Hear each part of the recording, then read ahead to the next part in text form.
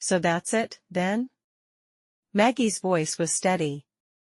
Too steady. You're putting me in a home because it's easier for you? Daniel didn't look up. It's what's best for everyone. No, she said softly. It's what's best for you. All right, before we dive into this crazy story, do me a favor, subscribe and tell us where you're watching from. The heater hissed from the corner of room 204, trying and failing to drown out the sound of loneliness. Maggie Walker sat motionless in her padded chair, a burgundy shawl wrapped around her shoulders, her slippers placed perfectly parallel on the floor. Outside, snow fell with practiced indifference, brushing against the cold glass like memories too soft to stay. She didn't glance at the door. She had learned not to expect it to open. On the table beside her were 3 Christmas gifts, wrapped in perfect creases. Bows tied like she used to tie shoelaces for her boys when they were young. To Daniel. To Peter. To Emily and Lauren. Her fingers brushed one of the bows. Her hands were thinner now. More veins, less strength. But still steady. She had mailed them the same gifts last year. No response. Not even a thank you text. But hope, real, foolish, stubborn hope, doesn't always die with age. Across from her, the plastic Christmas tree blinked with pre-programmed cheer. A snow globe sat on the windowsill beside it, cracked from a fall 2 years ago, the same year Peter told her, "It's not your house anymore, Mom." She had thought he was joking. He wasn't. It was 3 years ago, just weeks after Jack, her husband of 47 years, passed away. The house felt hollow without him. The yellow walls they had painted together now seemed jaundiced, the photos on the staircase too heavy with silence. Daniel came first, dressed like a lawyer even on a Saturday. Then Peter and Lauren arrived, holding coffee and nervous smiles. "We just want to talk, Mom." What followed was rehearsed. They spoke of stress. Of her safety. Of how hard it would be to manage the house alone. Then came the papers. Just for emergency management, Daniel had said. Temporary, Lauren added. She didn't have her glasses. Her eyes were red. Her heart was still buried with Jack. She signed. By the time she understood what she had signed, the locks had been changed. The house was no longer in her name. Her bedroom was packed into boxes. Peter wouldn't even meet her eyes when the nurse came to collect her. "It's better this way," Emily had told her on the phone. "You'll have people your age." Back to present day. Now, Maggie sat in a room painted off-white, with nurses who smiled too quickly and residents who stared too long. It was Christmas Eve. There were no calls. No visits. No family photos. Just 3 gifts, a blinking tree, and the sound of her heart not breaking, because that had already happened years ago. Then, a sound. A shuffle. Paper. Something slid under her door. She bent slowly, joints stiff, and picked it up. A postcard. Plain. No return address. 4 words. "I haven't forgotten you." Her heart stuttered. She turned it over. No name. But the handwriting? She knew it. Jason. Her grandson. Maggie stared at the postcard long after her hands had gone numb. The handwriting was unmistakable, uneven, rushed, the kind of messy scrawl only a teenager could make. Jason. Her grandson. Peter's boy. The one who used to follow her around the garden with a jar, catching fireflies while she hummed old Christmas carols. He was only 12 the last time she saw him. Now he was almost grown. She sat back in her chair, clutching the card to her chest as if it might disappear. Her breathing quickened. Was it a mistake? A trick? Daniel and Peter had warned her before, "Don't confuse the kids, Mom." They don't need to be dragged into this. But the words on the postcard pulsed louder than their warnings. I haven't forgotten you. For the first time in years, she reached for the phone. Her fingers hovered over the buttons. What if he hung up? What if he didn't remember her voice? What if the call never connected? Still, she dialed. The line clicked. Hello? A young voice, deeper than she remembered, but still carrying that boyish softness. Her lips trembled. Jason. Silence. Then, Grandma? His voice cracked on the word. Oh my God, it's really you. She shut her eyes, tears spilling freely now, running down skin that had forgotten how to carry them. Yes, sweetheart. It's me. There was a pause, then a rush of words. They told me you were too sick to talk to us. They said you didn't even know who we were anymore. Dad said you didn't want visitors. I thought, his voice broke. I thought you were gone. Maggie pressed the postcard tighter in her hand. No, Jason. I never stopped wanting to see you. They lied. Jason's breathing quickened. She could hear it through the static. I knew it. I knew something wasn't right. Grandma, I found the letters. Boxes of them. In Dad's attic. All the ones you wrote, birthdays, Christmases, he never gave them to us. Maggie's chest tightened. The room spun. All those years, she whispered. All those nights I stayed awake, thinking maybe you'd forgotten me. Jason's voice hardened, sharper than she had ever heard. No. We didn't forget you. They made us forget. They stole everything, Grandma, not just the house, not just your things. They stole you from us. She didn't know what to say. She had carried grief like bricks in her chest for years, but hearing her grandson's anger, his fight, shook her. I don't know if I have the strength, Jason, she whispered. They've taken everything from me. No, Jason said firmly. Not everything. You still have me. And I'm going to help you take back what's yours. His words landed in her heart like a match striking dry wood. For the first time in years, the numbness cracked. Something hot, fragile, dangerous, necessary, began to burn. Maggie swallowed hard. Jason, they won't let me go. They say I'm better off here. They say I'm not capable. Jason's reply was fierce. Then we'll prove them wrong. Flashbacks. Her mind drifted to the night she left her house. Lauren's voice echoing down the hallway, you'll be happier there, Maggie. You don't need all this space. Daniel's cold tone, you won't be alone. You'll have company. Isn't that what you want? And Peter, avoiding her eyes, whispering under his breath, just sign it, Mom. Please. She remembered standing in the driveway, clutching her suitcase, looking back at the window where Jason once pressed his hands against the glass to wave goodbye after school. That window belonged to someone else now. Back to present day. Jason's voice cut through her memory. Grandma, listen to me. Tomorrow, I'm coming to you. I don't care what Dad says. You won't spend another Christmas alone. Maggie's lips trembled. Jason, if they find out. I don't care, he said. I won't let them erase you. Her hand shook as she pressed the phone closer. For the first time in years, her heart didn't feel like it was breaking. It felt like it was waking up. The call ended with a promise. But when Maggie set the phone down, she saw something under her door again. This time, not a postcard. A folded letter. She picked it up and froze. It was from Daniel. Stop this now, Mother. Or you'll regret it.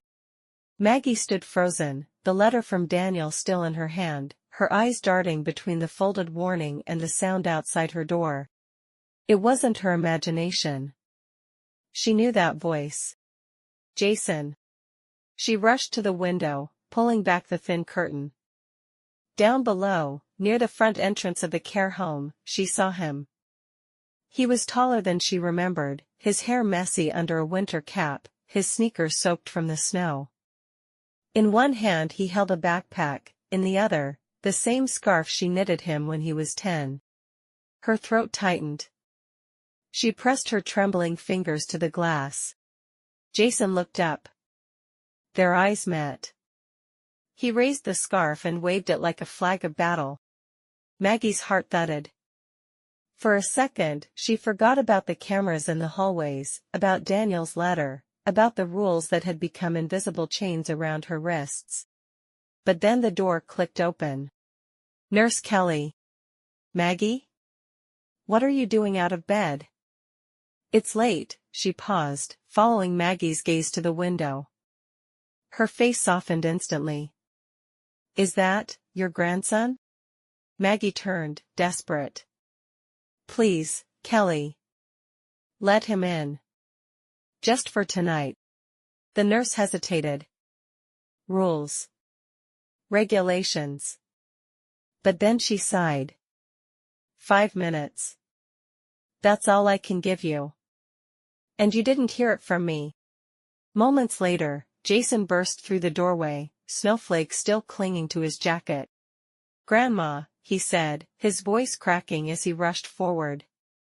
He dropped the backpack, wrapped his arms around her, and held on tight, tighter than anyone had in years.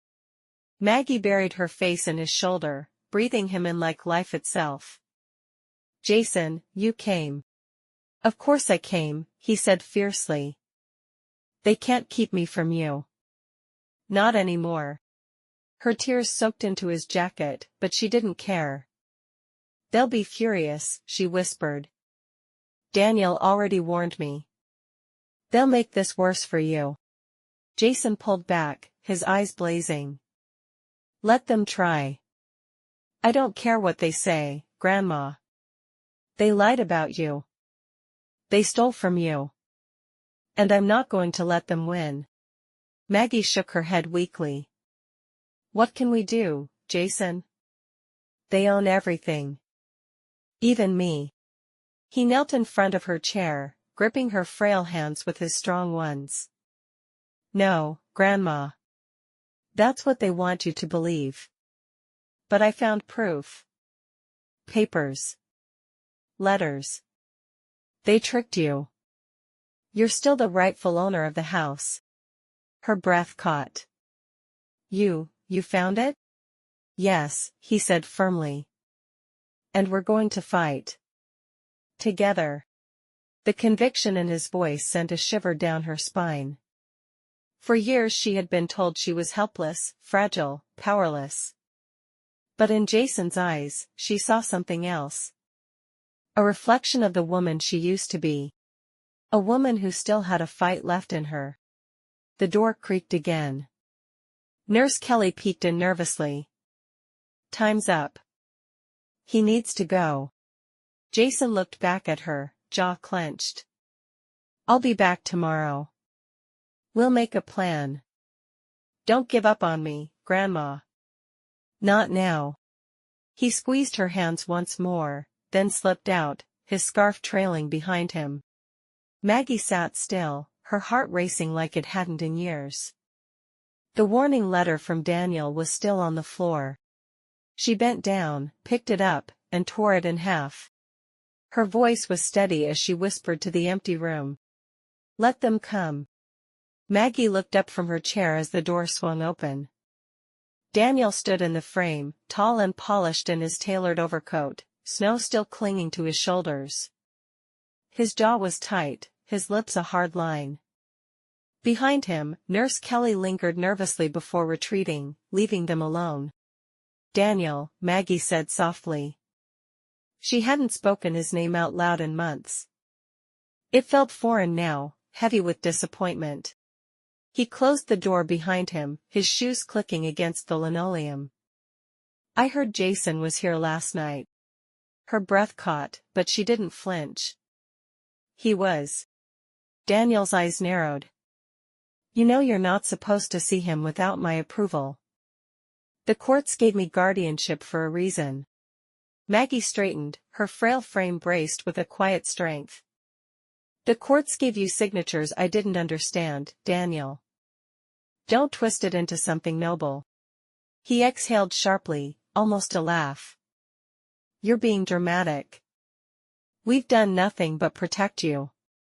Without us, you wouldn't even have a roof over your head. Her voice was steady, though her heart raced. It was my roof, Daniel. My house.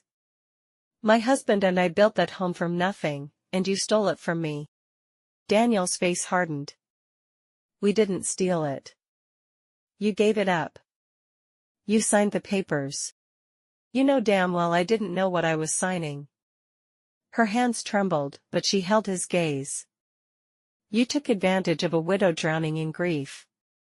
Your father had barely been in the ground, and you shoved those papers in front of me. For the first time, Daniel's composure cracked. He clenched his fists, his voice dropping. We did what was necessary. You couldn't handle that house alone. You can barely handle yourself here. Maggie's chest burned. No, Daniel. You didn't do what was necessary. You did what was convenient. You wanted the house. You wanted the money. You wanted me out of your way. The words hung in the air, sharp and final. Daniel swallowed, then leaned closer, his voice icy. You don't understand how hard it's been, managing everything, making sure you're looked after. You should be grateful. Her laugh was hollow. Grateful? For being erased from my own life? For being treated like a burden, like a child you're ashamed of? Daniel flinched. Just slightly. But it was there. Maggie steadied her voice, sharper now. Jason knows the truth, Daniel. He's not a child anymore, and he's not afraid of you. And neither am I. Silence. Daniel's jaw tightened again. Then he leaned down, close enough that she could see the shadow of the boy he used to be in his cold eyes. If you push this, Mother, you'll regret it. Jason will regret it. Do you understand? Her hands gripped the armrests of her chair. For years she had been silent. For years she had swallowed her anger, buried her pain. But now, her voice came out clear, sharp as glass. No, Daniel. The only thing I regret is raising sons who turned their backs on me. For a moment, Daniel said nothing. His chest rose and fell. Then, without another word, he turned and left, the door slamming shut behind him. Maggie sat in the silence, her body trembling, her eyes burning. But beneath the ache, she felt something else. Not fear. Strength. That evening, Jason sneaks back in with a folder full of documents. Grandma, he whispers, setting it down in front of her. I found something. This changes everything. The hallway was quiet that night, most residents asleep, the staff moving softly so as not to wake them. Maggie sat by the window, the postcard still tucked under her pillow, her heart restless after Daniel's visit. His words echoed in her ears, threats wrapped in authority. She almost didn't hear the knock. 3 quick taps. Familiar. She opened the door cautiously. Jason slipped inside, his hood pulled low, his sneakers leaving faint trails of melted snow on the floor. His backpack sagged heavy on his shoulder. Jason, she whispered urgently. You can't be here, not after. I had to, he interrupted, unzipping the bag. I found something. Look. He pulled out a thick manila folder, paper spilling onto the small table. His hands trembled, not from the cold but from what he carried. Maggie stared at the stack, her pulse racing. Jason slid a document toward her. This is the original deed. It has your name on it. Sole ownership. Not Daniel's. Not Dad's. Yours. Her eyes widened. But they told me. They lied, Jason said fiercely. They forged the transfer after Grandpa died. They claimed you wanted to gift the house to your sons. But look, he pointed to the signature line. That's not even your handwriting, Grandma. I'd bet everything I have it's Lauren's. Maggie's breath caught in her throat. She reached for the paper, her fingers trembling as they traced the ink.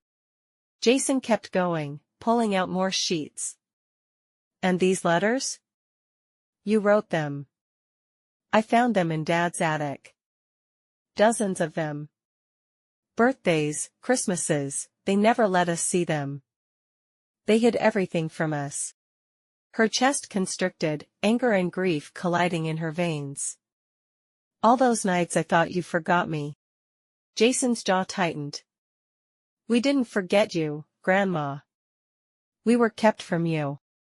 The words cracked something open inside her, something buried too deep for too long. For 3 years, she had lived like a shadow. Convinced by her own sons that she was weak, incapable, irrelevant. But here, in Jason's hands, was proof. Proof that she wasn't crazy. Proof that her voice had been stolen, not lost. Her tears fell freely now, but they weren't the tears of helplessness. They were something sharper. Something stronger. Jason leaned closer. We can take this to a lawyer. A real one. Grandma, you can fight this. You can take back what's yours. She looked at him, his eyes so much like Jack's, burning with conviction. For the first time in years, she didn't see a boy. She saw her ally. Her lifeline. Her voice came out low, steady. I don't know if I have the strength, Jason. He grabbed her hand, squeezing tightly. Then borrow mine. For a long time, neither of them spoke. The papers lay scattered on the table, silent witnesses to the truth. Finally, Maggie inhaled deeply, her chest rising with resolve she thought she'd lost. All right, she whispered. Let's fight. Suddenly, a knock thundered on the door. Not Jason's soft taps, but heavy, authoritative fists. Mrs. Walker, a man's voice called. This is the facility manager. We need to talk about unauthorized visitors. Jason's eyes widened. He stuffed the documents back into his bag, whispering urgently.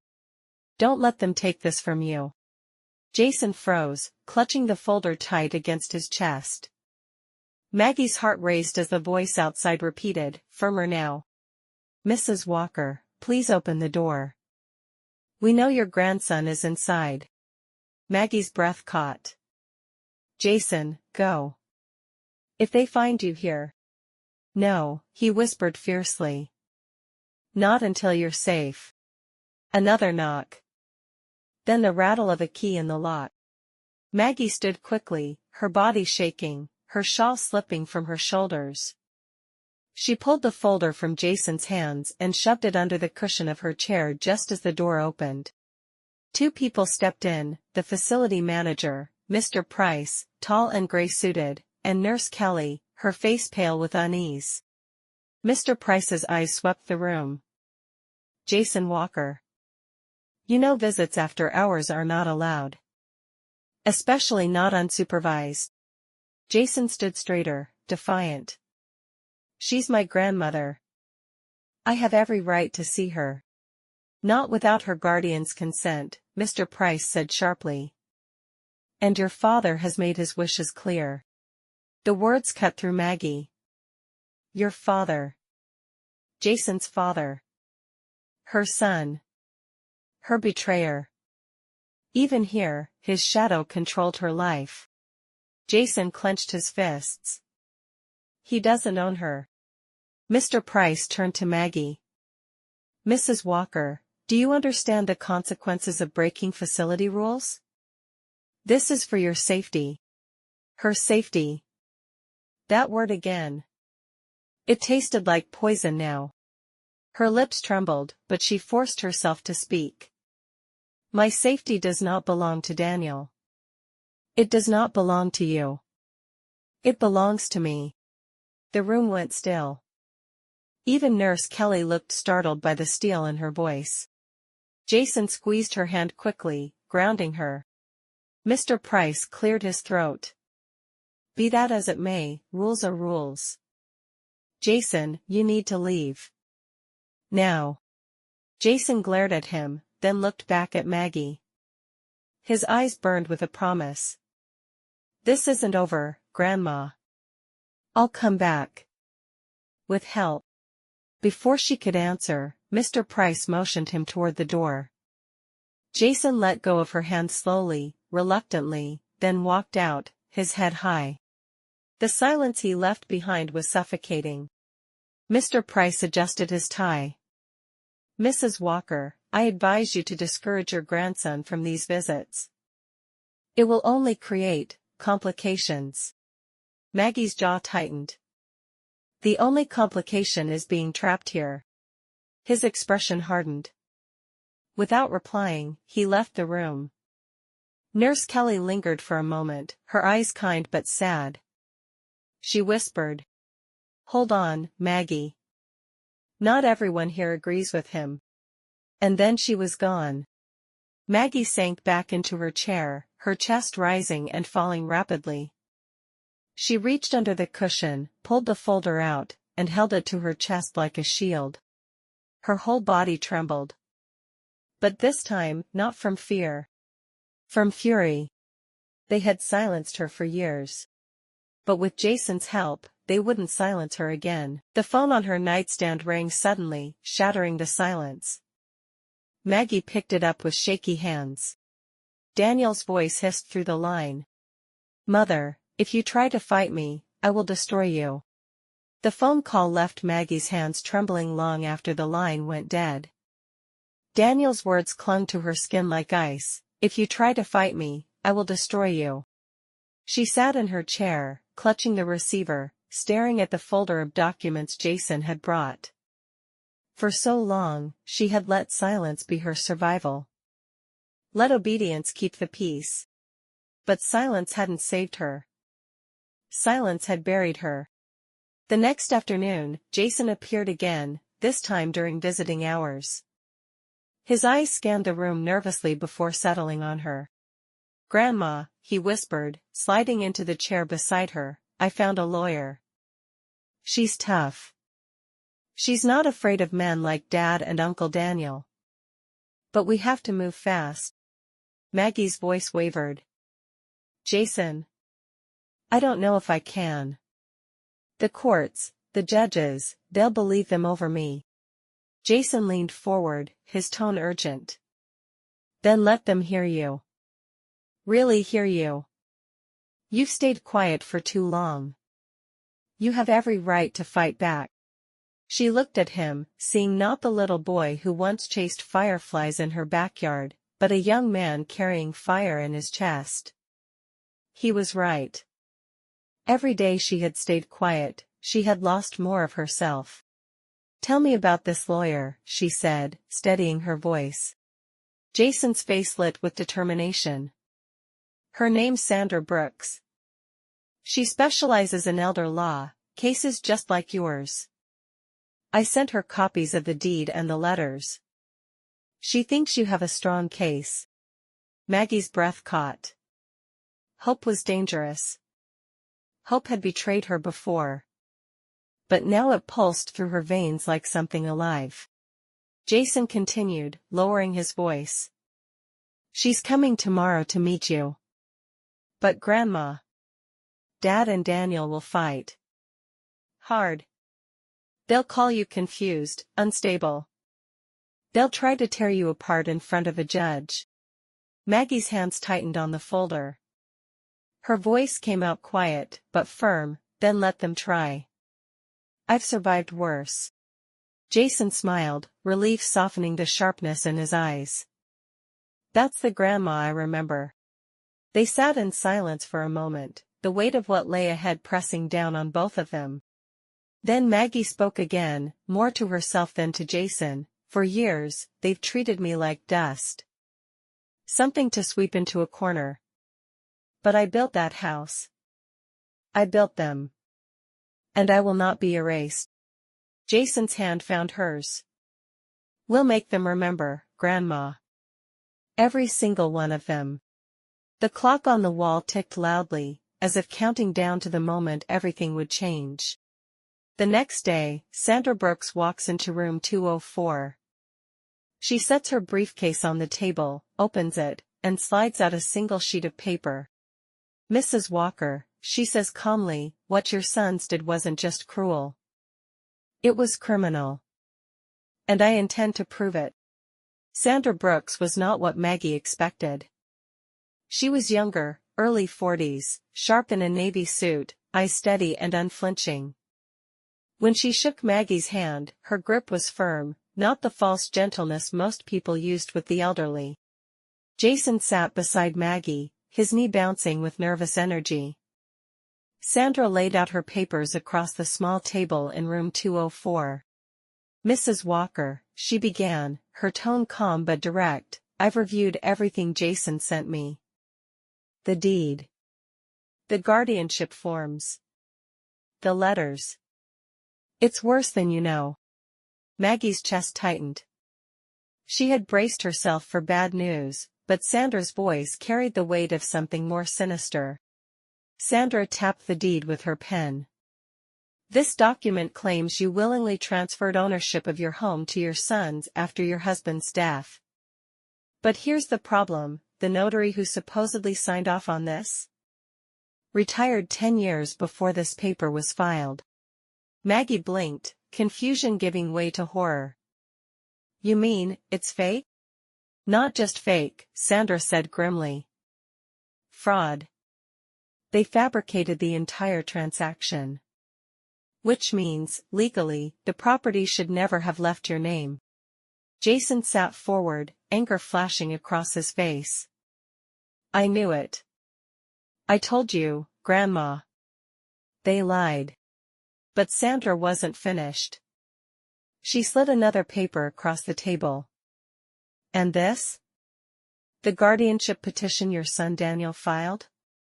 He didn't just claim you were grieving. He claimed you were mentally incompetent, suffering from early dementia. He gave the court a medical report signed by a doctor. Maggie's hands trembled as she reached for the paper. I never saw a doctor. Sandra's eyes hardened. I checked. That doctor doesn't exist. The signature was forged. Maggie felt the room tilt. For 3 years she had believed the story they told, that she was powerless because the courts said so. That she was too fragile to fight. Too unstable to be trusted with her own life. But it had all been built on lies. Jason's voice shook with fury. They didn't just take the house, Grandma. They stole your identity. They made you into someone you're not. Maggie pressed her hands against the table to steady herself. Her heart pounded, her breath uneven. But beneath the storm of anger and grief, something steadier began to rise. They tried to erase me, she whispered. Sandra nodded firmly. And that's why we're going to court. We'll challenge the guardianship. We'll expose the fraudulent deed. And if we win, you get your home back. You get your life back. Maggie looked at Jason, his eyes fierce with loyalty. She reached for his hand, her voice soft but sharp with resolve, then let's fight. Sandra closed her briefcase with a decisive snap. Good. Because Daniel and Peter are already preparing theirs. I got notice this morning, they're filing to make your guardianship permanent. If we don't act fast, they'll bury you legally. The words hit like a hammer. Permanent. A life sentence in room 204. But Maggie didn't flinch. Not this time. She straightened in her chair, her voice clear, then let's show them I'm not ready to be buried. As Sandra stood to leave, Nurse Kelly slipped nervously into the room, closing the door behind her.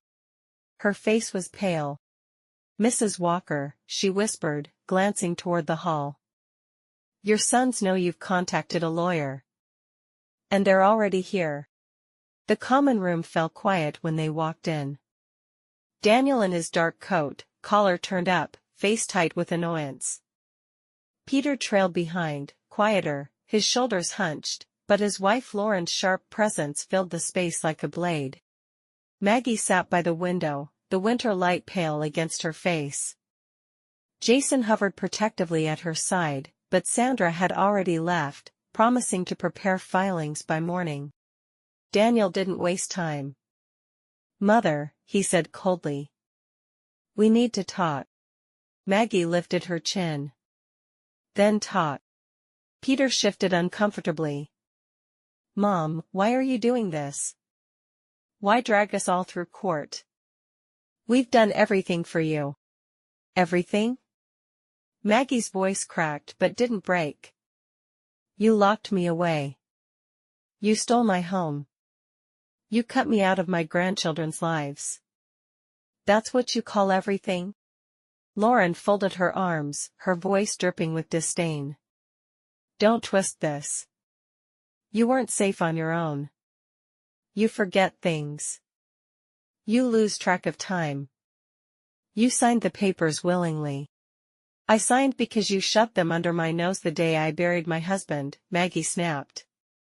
"I trusted you. And you used my grief like a weapon."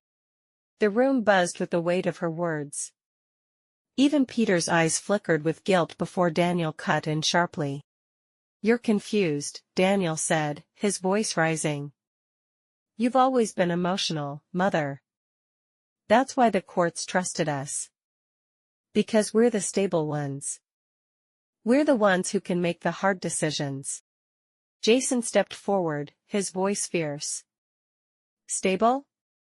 You faked documents. You lied about her health. You stole everything she worked for. That's not stable. That's criminal." Daniel's eyes narrowed dangerously. "Stay out of this, Jason. You're a child. You don't understand." "I understand enough," Jason shot back. "I understand that Grandma isn't crazy. She's not forgetful. She's not incompetent. You just wanted her out of the way." For a moment, the air trembled with silence. Peter looked at the floor. Lauren glared. Daniel's jaw tightened. Maggie's hands trembled on her lap, but when she spoke, her voice was steady. "I may be old. I may be tired. But I am not invisible. And I will not be erased." Daniel leaned in, his words low and sharp. "You're making a mistake. You think a lawyer can save you? When we're finished, you'll wish you never tried." And Jason, he turned, his gaze slicing toward his nephew, "he'll regret standing in the way of his own father." Jason's hand slipped into Maggie's, squeezing tight. She held Daniel's stare, unflinching. "You've already taken everything from me, Daniel. There is nothing left you can threaten." The words hit the air like glass shattering. Daniel's face hardened, unreadable. Without another word, he turned on his heel and stormed out. Lauren followed, hissing under her breath. Peter lingered a moment longer, his eyes flicking toward Maggie. For a second, just a second, guilt softened his face. But then he lowered his head and walked out after his brother. The door slammed. Silence fell. Jason turned to her, his voice shaking with both fury and admiration. "Grandma, you didn't back down." Maggie exhaled, her chest trembling, but her voice was steady. "I've been silent for too long. Never again." Nurse Kelly rushed into the room, clutching a folded paper. "Maggie," she whispered urgently, "you need to see this. They've filed for an emergency hearing. Tomorrow." The courtroom was colder than room 204 had ever been. Its walls carried the chill of judgment, the kind that didn't care about grief or love, only signatures, facts, and whose story was loudest. Maggie sat beside Sandra, Jason behind her, his hand firm on her shoulder. Across the aisle, Daniel and Peter sat stiff, their wives whispering like shadows.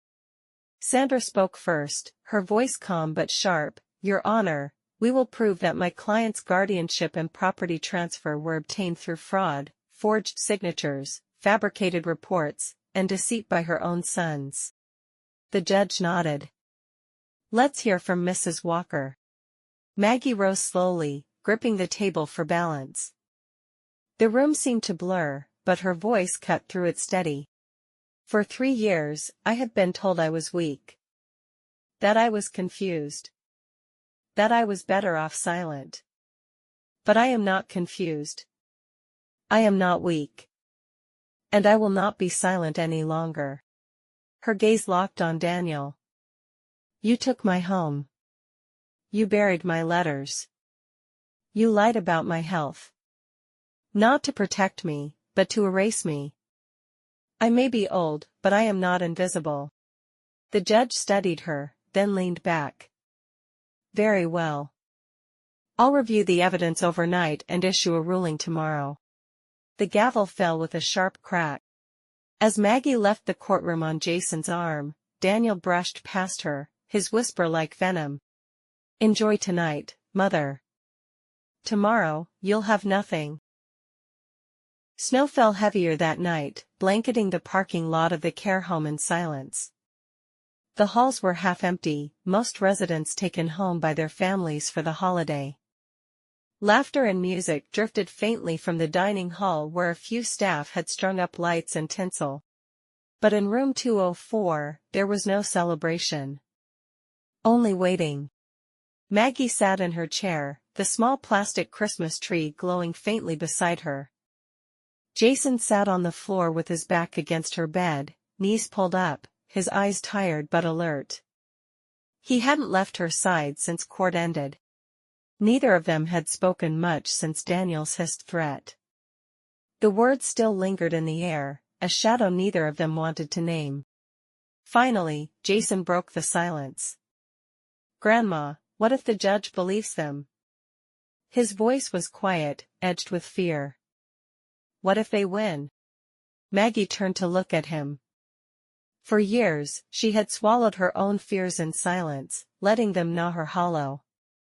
But tonight, she wouldn't let fear speak for both of them. "Then I'll still know the truth," she said softly. "And so will you. They may bury me under lies, but lies don't last. Truth always claws its way back." Jason leaned his head against the bed, staring at the ceiling. "Dad, he's not the man I thought he was." His voice cracked. "I hate him for what he did to you." Maggie's heart ached. She reached down, brushing her fingers gently through his hair like she had when he was small. "Don't hate him, Jason. Hate makes you into what they already are. But how can you not?" Jason whispered. "After everything they've done to you." Her voice trembled, but her words were steady. "Because hate would mean they still control me. And they don't. Not anymore." Jason looked up at her, his eyes glistening. "You're stronger than anyone I know." Maggie smiled faintly. "No. I'm just tired of being silent." They sat in the glow of the little tree, the quiet between them no longer heavy, but almost comforting. Outside, the snow fell thicker, muffling the world. Then, a knock at the door. Jason jumped to his feet, tense. Maggie's heart skipped. It was Nurse Kelly, holding a small wrapped box. "Merry Christmas, Maggie," she said gently, setting it on the table. "From all of us.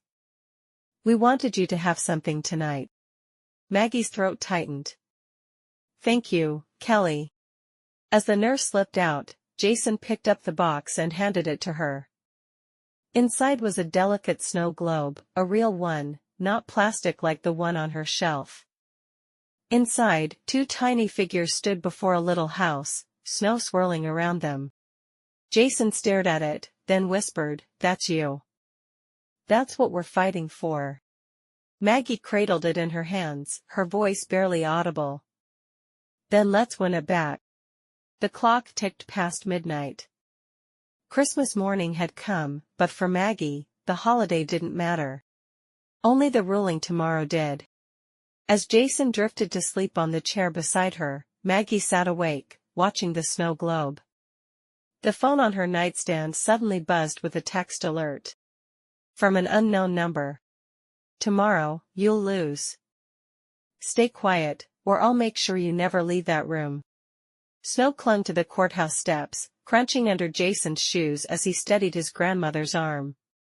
Maggie walked slowly, every breath visible in the winter air.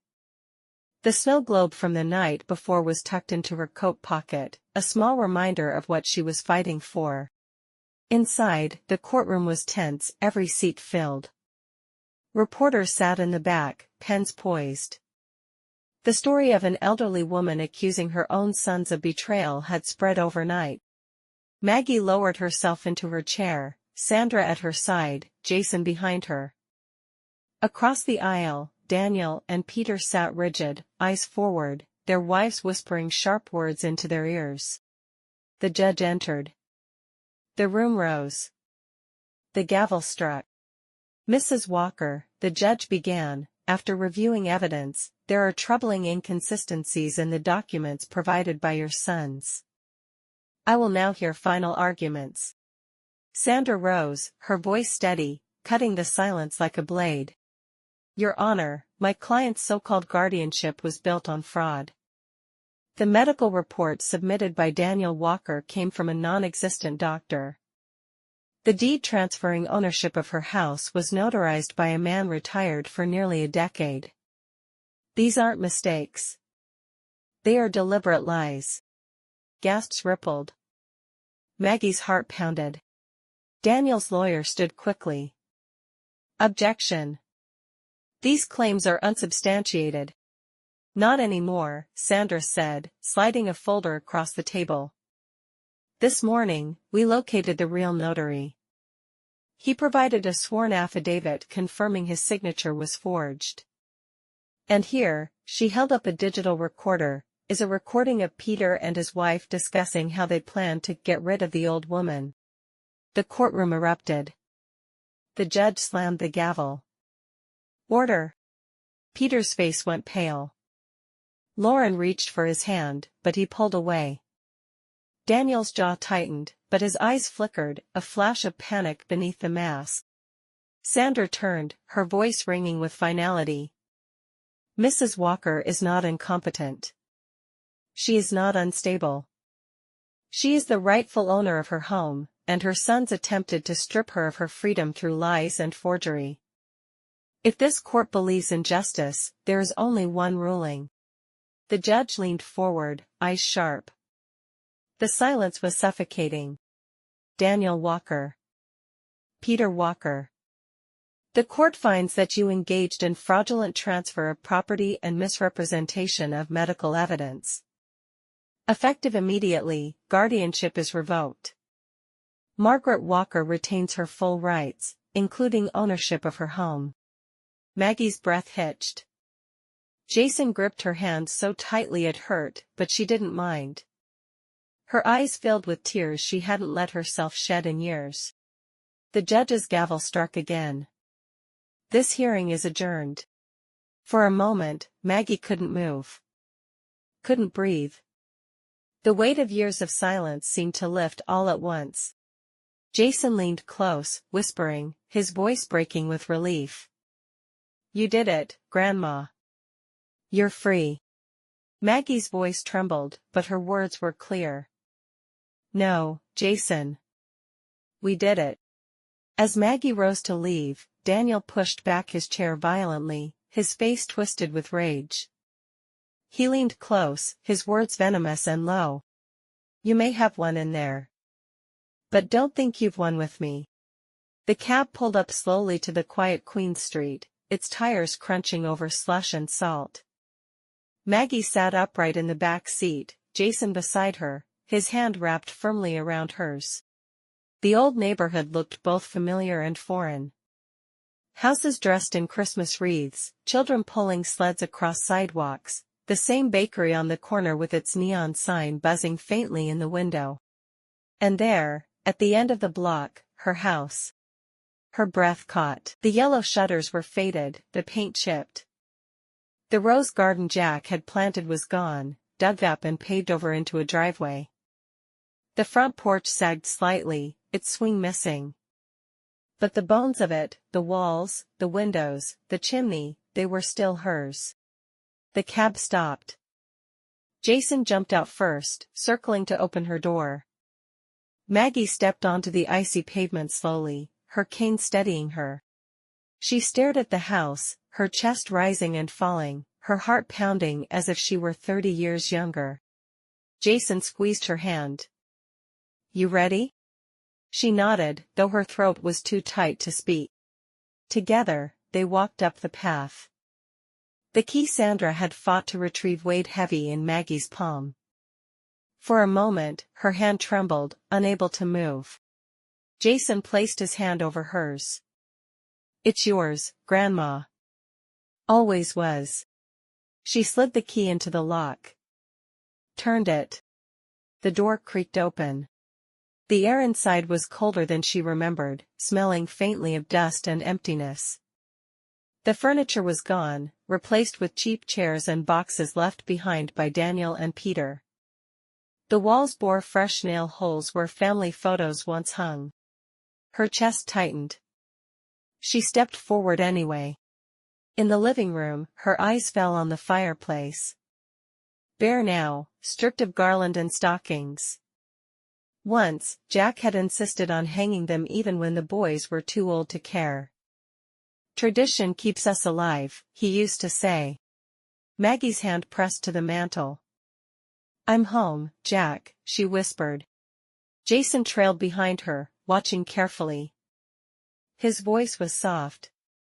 "We can fix it, Grandma. We'll make it yours again." She nodded slowly, taking in every corner, every scar of what was lost. Pain mixed with pride, grief with triumph. "This house remembers me," she murmured. It waited. Jason smiled. "And now it has you back." She lowered herself into the old rocking chair still tucked into the corner, the one Daniel and Peter hadn't bothered to move. It creaked under her weight, the sound achingly familiar. Her eyes closed, tears slipping free. For the first time in years, she wasn't waiting in room 204. She was waiting in her home. And this time, she wasn't waiting for someone to come. She was waiting for herself to begin again. As Jason unpacked her small suitcase, a sharp knock echoed on the door. Maggie froze. Jason looked up. Through the window, they saw Peter standing on the porch, alone. Jason opened the door cautiously, his jaw tight, ready for another battle. But standing on the porch was Peter, no suit, no polished mask. Just a man with sagging shoulders, red eyes, and a paper bag of groceries clutched awkwardly in his arms. "Dad?" Jason said, stunned. Peter's gaze flicked to him, then passed him to the living room where Maggie sat in her rocking chair. For a long moment, he didn't move. Then he spoke, his voice hoarse. "Mom." Maggie's chest tightened. The boy who used to cling to her apron strings, the man who had signed her away like an unwanted parcel, both stood before her now, hollowed by guilt. Jason stepped aside reluctantly. Peter shuffled in, setting the grocery bag on the counter. He turned, wringing his hands like a child caught in a lie. "I don't expect you to forgive me," he said quickly, his eyes darting to the floor. "But I needed to say it. I was wrong. I let Daniel push me. I didn't stop him. I signed those papers because it was easier than fighting my brother. And because I was scared." Maggie's voice was quiet, but sharp. "Scared of what?" "Of me?" Peter's head dropped lower. Scared of being responsible. Scared of watching you slip away like Dad did. I thought, if you were somewhere else, it would hurt less. I thought I was protecting myself. Silence. Heavy, suffocating. Maggie's eyes watered, but her voice stayed firm. And all that time, did you ever think of what it was doing to me? Peter's face crumpled. Every night. And I hated myself for it. But I still didn't stop. Mom, his voice broke. I let you down in the worst way a son can. And I don't know if I deserve another chance. Jason clenched his fists, ready to push him out, but Maggie raised a hand. Her eyes never left Peter. She saw the boy he once was, crying over scraped knees, begging her not to leave when she went to work. She saw the man who had betrayed her. And she saw, now, the son who had finally broken under the weight of his own shame. Her voice was quiet. You can't undo what you did, Peter. You can't give me back those years. But you can decide who you're going to be now. Peter nodded quickly, tears spilling down his face. Then let me start with this. The kids, they've been asking about you. I told them you didn't want to see them. That was another lie. They deserve to know their grandmother. Please. Let me bring them here tomorrow. Jason tensed. Grandma. But Maggie lifted her hand again, silencing him. She studied Peter, the lines on his face, the desperation in his eyes. Finally, she said, you may bring them. But understand this, Peter, they will see me for who I am. Not the ghost you and your brother tried to bury. And if you ever lie to them about me again, I will not forgive you. Peter's shoulders shook with relief. I promise. No more lies. Not ever. For the first time in years, Maggie saw something true in his eyes, not the hardness of betrayal, but the softness of a son who wanted to come home. She turned to Jason, whose jaw was still tight, his eyes wary. It's all right, she whispered. Sometimes forgiveness isn't for them. It's for us. Jason exhaled slowly, nodding. Peter wiped his face, his voice breaking one last time. Merry Christmas, Mom. Maggie's lips trembled, but she whispered back, Merry Christmas, Peter. As Peter left, Jason returned to unpacking Maggie's suitcase. At the bottom, he pulled out an old, leather-bound journal with Jack's name engraved on the cover. Grandma, he said softly, holding it out, I think this belonged to Grandpa. Maggie froze, her hands trembling as she reached for it. Jason placed the leather-bound journal in Maggie's lap, the cracked spine soft from years of use. Her husband Jack's name was stamped in faded gold across the cover. Her fingers trembled as she opened it. The smell of old paper and ink rose, carrying her back to late nights when Jack scribbled notes at the kitchen table, muttering half-thoughts while she refilled his coffee. Page after page was filled with his neat handwriting, grocery lists, reminders, small reflections about the weather, about work, about the boys when they were small. But toward the back, the entries grew more personal. Her eyes blurred as she read one aloud, her voice soft but steady. If they ever forget who you are, Maggie, remind them. You are the heart of this family. Without you, none of us would have had a home. Her breath hitched. She pressed the journal to her chest, tears falling freely now, but not from pain. From love. From memory. From finally being seen again, even if only through ink. Jason leaned closer, his voice thick. Grandpa knew. He always knew. Maggie smiled faintly through her tears. He did. And now, so do I. The front door creaked open. Peter stepped in quietly with two children peeking shyly from behind him, her grandchildren.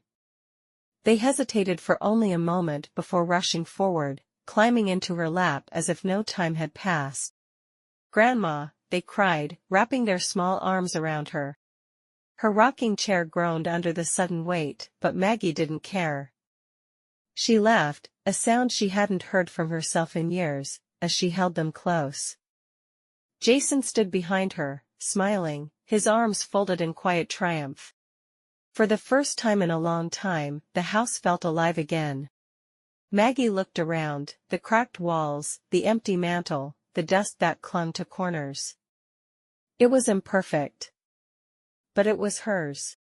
Her eyes drifted to the rocking chair by the window, once a symbol of waiting, of emptiness. Now, with children in her lap, Jason by her side, and Jack's words in her heart, the chair was no longer empty.